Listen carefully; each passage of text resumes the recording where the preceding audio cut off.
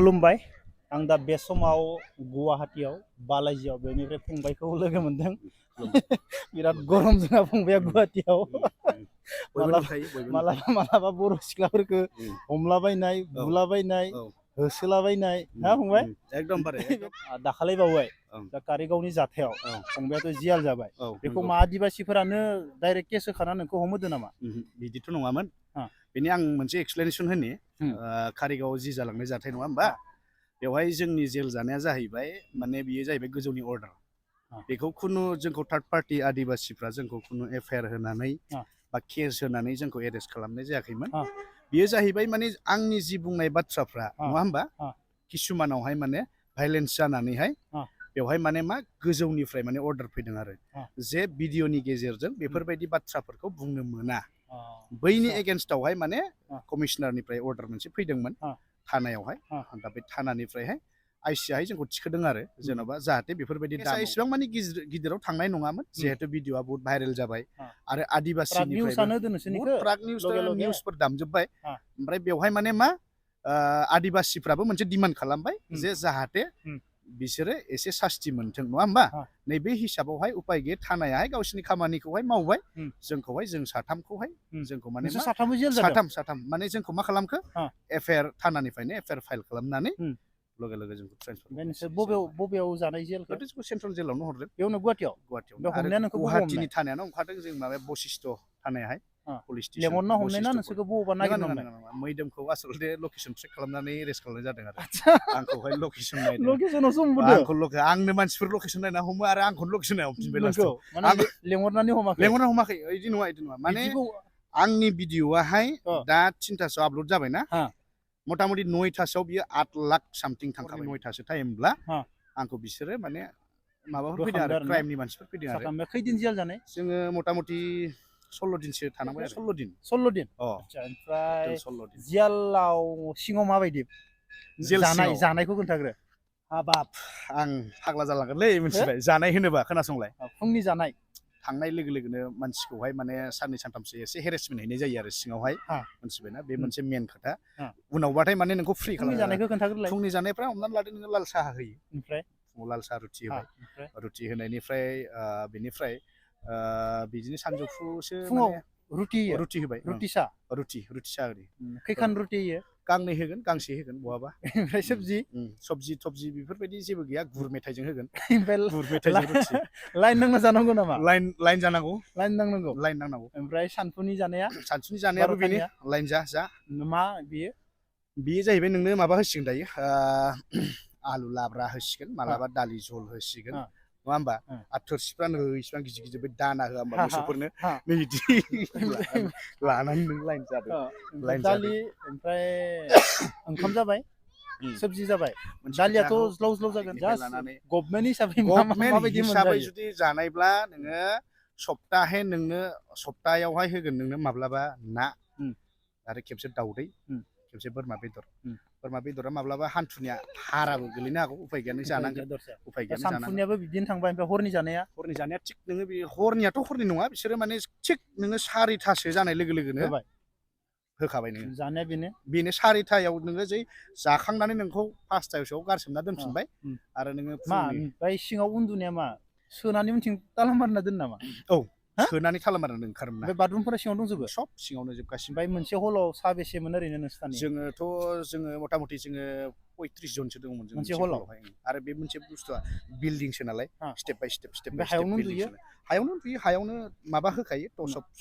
बे टसब फिसा हरो कम्बल ब्लेंकेट फिसा हरो न'निफ्रायबो लांनो आसलथे बहुत मानसियानो बिदि न'निफ्रायनो लांखायो बहुत न'निया जानायनिफ्राय लानानै होयो फिथाइ सामथाइनिफ्राय लानानै साहा बिस्कुटनिफ्राय लाना फैसानिफ्राय आरो नोङो सिङावहाय जिहेथु केन्टिन दङ केन्टिनाव बायनानै नोङो मा खालामनानै फैखायो सिङावनो थानांगोन ना बाहेरायाव थानांगौ बाहेरायाव ओंखारनो मोना माने बे मोनसे बाउन्डारि नालाय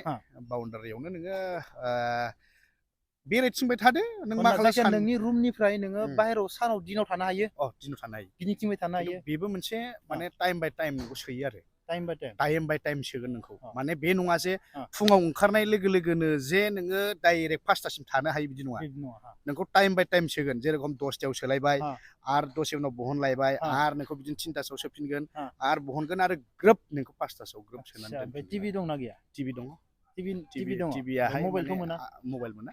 टिभियाबो आजिखालि पार्सनेलसो लानांगौ होननाय बायदि खोनादों माने नोंसोरनियाव टिभि दंना गैयामोन जोंनाव दङ मालायनियाव नायफाहैनांगौ नोङो नोंसोर हराव ट्रिजोंसो मा खालामबाय थायोमोन उफाय गैया डायलग मारलायबाय थायो अक्षय कुमारफोर सिनेमा नायनांगौ जायो सिङावहाय सिनेमा होना दोनो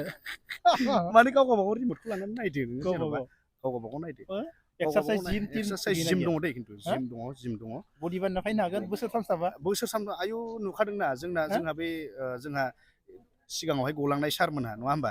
एक्स एन बडि डिभिनिसि बानायदोंना सोरबा सारमोनहा सोरबा बाब गोगोम बडि नुवाखै स्पेसियेलि एक्सट्रा जिम रुम दंखायो मालाय आदसा ओमफ्राय खेला दुला गेलेनो हागोन ना खेला दुला गेलेनो क्रिकेट गेलेनो हागोन बेलासिफोराव भलिबलफोर गेलेनो हागोन नोङो आरो बेजों लोगोसे केराम बर्ड होगोन नोंनो केराम बर्ड होगोन टाइम पास जायो होमबा मोजां टाइम पास जायो मोजां एकदम मोजां माने मबाइलल'सो मोना मबाइल मोना नोङो मबाइल मोननाय नङा आरो सिङावहाय नोङो बेनो आरो गासिबो साननै सानथाम माबायदि हगारनाय फाग्ला बायदि जायाखै फाग्ला बायदि जायो माने नङा खोनासं आसलथे जों मोजां मानसिफ्रा बेवहाय थाहैयोब्ला मेन्टेलि टर्चार बहुत मोनो माने गेरेन्टि ना बहुत मोनो एकदम आंथ' 16 दिन थानायावनो ओइ माइन्डआ ओरैबायदि माने फाग्ला जानाय मा खालामगोन नोंलाय सिखारनानै नों बहा थांगोन नों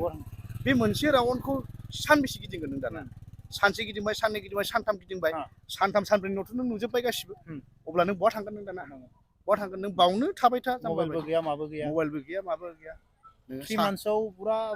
बोरैबा जालांजोबगोन आरो मानसि मोजाङा फाग्ला जाबोखागोन आरो जेलसआव फाग्ला जाना थानाय नुदो मेन्टेलिटि एकदम दङ आंजों लोगोआवनो रुमावनो दंफायोमोन सासे हारसा बोरायमोन आरो मानसियाहाय माने मेन्टेलि माने प्रेसार मोनबाय मानसिया फाग्ला बायदि जाबायमोन थांलाबायो बिदिनो थफ्ला थफ्लि लायो आंहा बेल जाबायलै गबाय होनना फैलाबायसै गेटआव थां बुफैनोसै ओरै गैयाबाथाय ग्रोब थांनानै बियो बावनो उन्दुना थाहैफिनसिगोन आरो गिदिंलाबाय थागोन बे सान्दुं गोसाबाबो माने मेन्टेलि माबा जाबाय आरो मानसिया आंबो होनदों रायजो राजा नोंथांमोनखौ आं गुरै खावलायदों क्राइम दामाव आं होनखायो बहुत मेन्टेलि टर्चार मोनो जेल होननाय बुस्थुआ माने मेन्टेलि बहुत टर्चार होखायो आरो ना मिथिबाय बे नङा जे मानसिफ्रा किसुमाना साननो हागौ जेलाव मोजां नङा होमबा बहुत मेन्टेलि टर्चार मोनो आरो ना मानसि मोजांफ्रा मबाइल नायबाय थाग्रा मानसि डाइरेक्ट मबाइल अफ जाना होयो जानाय लोंनाय नोङो मोजां मोनजाला बेवहाय नोङो बेवहाय दालि आलु लाब्रा ना हालदैयानो नाङो ना संख्रियानो नाङो नोङो आरो माइरंफ्रा नों रुनाय गोजा गासिबो रुनाय माने माबोयो माब्लाबा सेवनाय मोनजानो हागौ नोङो आं हागोन खिन्थु जिम बानायबाय थानो नों हागोन बाप रे बाप जिम जयो माने बुस्थुआ बेनो माने बाहेरा साननायफ्रा ओंखारनो मोनला नालाय बे बाहेरानि माइन्डफ्रा हाबला बहावनो माने जोबथेनानै दोनजाबाय नालाय बुस्थुआ हारसिं थानासो मोजां मोनोना जोंफोरबायदि हागोन जों थाखाग्राना नोंसोरो हागोन खिन्थु जों जानाय नङा आयु माने अखा नायबानो सोरांबानो बहा थांगोन नोंलाय फाग्ला बायदि मोनलाङो खिन्थु आसलथे बेवहाय फैसा नांगौ आरो कन्टिनिउ नोंनो फैसा हरबाय थानांगोन फैसा नांगौ अब्लानिया नों सोलिनो हागोन सिङावहाय माने मा बेनि केन्टिनफोर दं नालाय गोसोबायदि साहा लोंनो हागोन गोसोबायदि नोङो बिस्कुट साहा बेफोरबायदि मोनगोन नङा होमबा एक्सारसाइस खालामनो हागोन साफा जालांगोन आरो मानसिया ना साफा जायो आरो गावनि देहाया बहुत फ्रेस जायो जों जाहैबाय आरो एलकहल लाग्रा मानसि ना माने बाव थांनानै माने ओरैबायदि फ्रेसबो मोनो माब्लाबा माने टटेलि एलकहल माने माबा जायो नालाय बन्द जाहैयो नोङो गाज्रि बुस्थु मोनला नालाय बे सिङावहाय माने देहाफ्रा नोङो पुरा माने सानदों नामा उपाय गैया नोङो टाइमानो थाङा नोङो मा खालामगोन नोंलाय ओरै होनफैयो न'नि मानसिफ्रा बले गाबोन गसिगोननो होनफैयो बले सानथाम उनाव गगोननो दाना जादोलाय बे सानथामा दाना माला फैगोन दाना बे सानथामा फैयो मोनफैमारबाय सानथामाबो दाना गैया नै गाज्रि खबरसो मोनफैलायबाय नै दिनै उखिला मोनफैयाखैनो ओरै जाफैलायबाय होमबा नों फाग्ला जाया नों बहाय ओरैबायदि माने प्रेसार मोनो भाइ ओंखायनो आं होनदों रायजो राजा नोंथांमोन आरो गासिबो आंनि लोगोफोर क्राइम दामाव मावनानै जा आं होनदों मावनानै जा नङा होमबा जों शिक्षा मोनबाय नालाय बेखायनो जों होनदों जाहाथे बेफोरबायदि क्राइम मावनाङाहाय आं बेखौनो फोरमायदों आरो डेन्जार बुस्थु आरोना डेन्जार बुस्थु जेला माने मेन्टेलि बहुत टर्चार फाग्ला जाबोनो हायो आरो फाग्ला जाबोनो हायो आरो मानसि मोजाङाबो बहुत मेन्टेलि टर्चार मोनो आरो दा बेनो आरो आं होनदों माने मोजां केसावसो थांबाय गाज्रि केसाव थांबाथ' मिथिखायो माबायदि फासि 20 बोसोर गाहाम जेल जानाय दं होमबा नों बै 20 बोसोर मा खालामनो थागोन नों सिङाव थैनाया साबसिन 20 बोसोर अब्ला मोनथिबाय जियालनि सोमोन्दै आंबो मोनथिबाय मानो होनब्ला आं सोङो जियाल जाग्राफोरखौ आं गोबां सोङो बिसोरबो बुङो आरो बा 3 माहा नांगौ आं नेक्स्टआव जालालायनांगौ थैलांगोन होननाय मानसि लोगो मोनदां बेनिखायनो आङो थारमाने सोंदो आरो जियाला माबायदि सिङाव माबायदि परिबेस बुलायनायफोराबोथ' बहुत जाबाय दा बहुत जायो न' सिङाव मानो होनोबा बहुत ड्राग्स फाग्ला गान्जा फाग्ला बेफोर मानसि सिखाव बेफोर मानसिफ्रा बहुत मोनहैयोना बहुत मोनहैयो मोनसे एक्सपिरियेन्स मोनबोबाय बेवहाय किसुमानफ्रा जेल सिंनिफ्रायनो फैनोनो बाग्राबो दं दाना एकदम दा आदायाहाय माने बेखौनो मोनथिनो लुबैदों खोन्थाबाय आङो आंना बेसो माने दानि गथ'फ्रा बा रायजो राजाफ्रा नङा होमबा जानला मोनला मावनानै जेल जानाङा बहुत माने प्रेसार मोनो टर्चार मोनो आरो आं बेखौनो फोरमायदों